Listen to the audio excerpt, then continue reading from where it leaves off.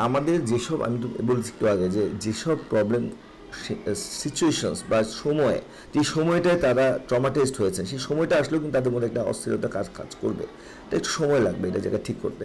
যে যে বিল্ডিং সে দেখেছে বিল্ডিংয়ের মধ্যে তার আগুনের পোড়ার ছাপ রয়ে গেছে, যেই রুমের মধ্যে বিভিন্ন বাচ্চাদের হয়তো স্কুল ব্যাগ জুতা আছে, সেগুলো কিন্তু তাদেরকে ট্রমাটাইজ করবে।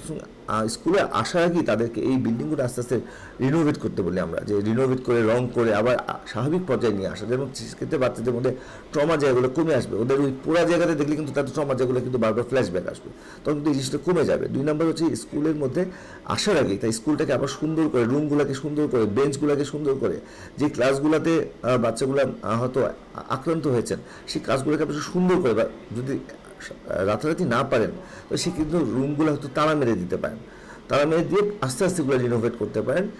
তখন হয়তো আস্তে আস্তে বাচ্চাদের মধ্যে সেই রুমগুলো যদি দেখবে না ভিতরে জিনিসগুলো, কিছুটা হলেও তাদের ট্রমা যেগুলো কমে আসবেন। কিন্তু তারপরে আমরা বলি একটা সাধারণ ট্রমা কমতে কিন্তু আমরা বলি দীর্ঘস্থায়ী সময় লাগে। অনেক ক্ষেত্রে কিন্তু এখানে সাইকোথেরাপির দরকার হয়, মানসিক সাপোর্টের দরকার হয়। যে কোনো বিপদ ঘটলেই এই জিনিসগুলো কিন্তু খুবই কমন। বিশেষ করে বাচ্চারা আমি বলছি যে টিনেজার বাচ্চা, এদের আবেগের জায়গায় কিন্তু অনেক সেন্সিটিভ, তো এই ক্ষেত্রে তারা কিন্তু এফেক্টেড হওয়ার চান্সগুলো বেশি। এবং তাদের মধ্যে অনেকের ক্ষেত্রে আমরা যেটা মনে করি যে সুইসাইডাল টেন্ডেন্সি, নিজেকে আঘাত করার প্রবণতা, তাদের মধ্যে বিষণ্ণতা, তাদের মধ্যে কাজের ক্ষেত্রে সমস্যা, এবং তাদের ক্ষেত্রে আমরা বলি যে ট্রমার কারণে দেখা যাচ্ছে তাদের মধ্যে নিজেকে আঘাত করার প্রবণতা, এগুলো কিন্তু এমনকি মাদকাসক্তির দিকেও কিন্তু যেতে পারে তারা। এই ক্ষেত্রে অবশ্যই সাইকোথেরাপি, এবং এটা খালি স্কুল কেন্দ্রিক না, এটা বাহ্যিক কেন্দ্রিক। কারণ আমরা অনেক সময় বলি যে স্কুলের ক্ষেত্রে কিন্তু সব গার্জিয়ানই কিন্তু হোস্টেলে ছিলেন, তাদের গার্জিয়ান কিন্তু এখানে ছিলেন না, তাদেরকেও কিন্তু সাইকোথেরাপি লাগবে, যেন তারা তার বাচ্চাকে কীভাবে ডিল করবে, তারা বাচ্চাকে কীভাবে ছাড় দেবে। এবং স্কুল কর্তৃপক্ষ কিন্তু এখানে এসব বাচ্চাদেরকে ছাড় দিয়ে তাদের সামনে তাদের উজ্জ্বল ভবিষ্যতের দিকে আস্তে আস্তে কীভাবে নিয়ে যাওয়া যায় সেইভাবে কিন্তু আস্তে আস্তে প্ল্যানিংয়ে যেতে হবে। তাদের কিন্তু স্বাভাবিকভাবে অন্য 8-10টা বাচ্চার মতো চিন্তা করলে কিন্তু চলবে না। আসলে যারা আক্রান্ত হয়েছেন আগুনে পুড়ে, তাদের মধ্যে কিন্তু কত পার্সেন্ট আগুনে পুড়েছেন তার উপর কিন্তু তাদের রিকভারি এটা কিন্তু বিবেচিত হবে। এখন কারো যদি বার্নের জায়গাটা অনেক বেশি হয়, বলি যে মোর দ্যান 70% বার্ন হয়ে যায়, 50% বার্ন হয়ে যায়, তাদের ক্ষেত্রে কিন্তু অনেক ক্ষেত্রে সার্ভাইভ করাটাও কষ্টকর হয়ে যাবে, বা অনেক ক্ষেত্রে কিন্তু তাদেরকে সার্ভাইভ করলেও তারা স্বাভাবিক কিন্তু আর কাজকর্ম করতে পারবে না, হয়তো বিকলাঙ্গ হয়ে তাদের সারা জীবন কাটাতে হবে। অনেকের ক্ষেত্রে যেটা হচ্ছে শ্বাসনালী পড়ে গেছেন, তাদের কিন্তু শ্বাস প্রশ্বাস নেওয়া, খাওয়া দাওয়ার ব্যাপার, এগুলো কিন্তু 8-10টা স্বাভাবিক মানুষের মতো তারা করতে পারবেন না। তো এই যে লং টার্মটা যে শারীরিক যেই প্রতিবন্ধকতা, যেটি কিন্তু তার মধ্যে একটা মানসিক দুশ্চিন্তা, বিষণ্ণতা এবং তার মধ্যে আত্মহত্যার প্রবণতা কিন্তু তৈরি করবে।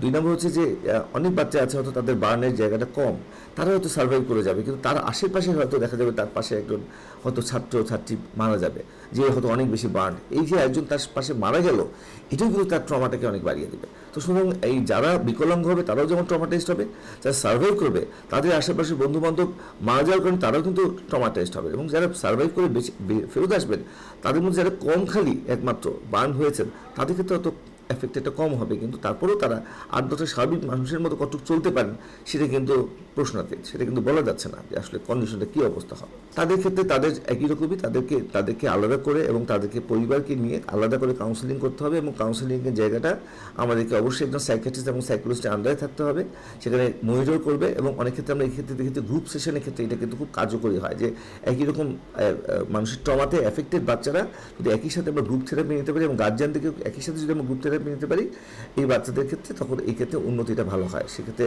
আমি মনে করি হয়তো এই জায়গায় উন্নতিটা তখন বাচ্চারা আস্তে আস্তে এটা খুব করে নিতে পারবে। আসলে গবেষণায় দেখা গেছে যে এলাকা চেঞ্জ করলেও বাচ্চাদের মধ্যে এই জিনিসগুলো মনে আসার চান্সগুলো থাকবে, এবং এটা মোটামুটি আমরা বলি 3 থেকে 6 মাস পর্যন্ত এই জিনিসগুলো খুবই নর্মাল।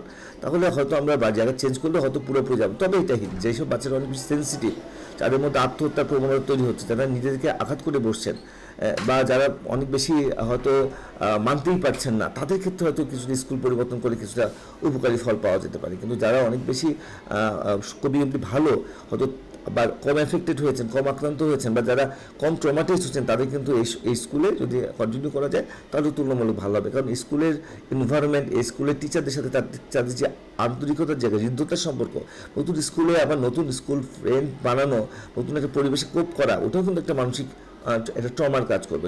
একটা বাচ্চা যে মানুষের ট্রমাটিস একটা পরিবেশে যে ঠিকমতো মানিয়ে নিতে পারবে কিনা সেটাও কিন্তু একটা প্রশ্নের, একটা বড় প্রশ্নের কোশ্চেন, যে ওই একটা নতুন পরিবেশে নতুন টিচারদের সাথে এটা কিন্তু একটা তাকে সমস্যা তৈরি করতে পারে। সুতরাং স্কুল চেঞ্জ করে একমাত্র সমাধান হবে বলে আমি মনে করি না।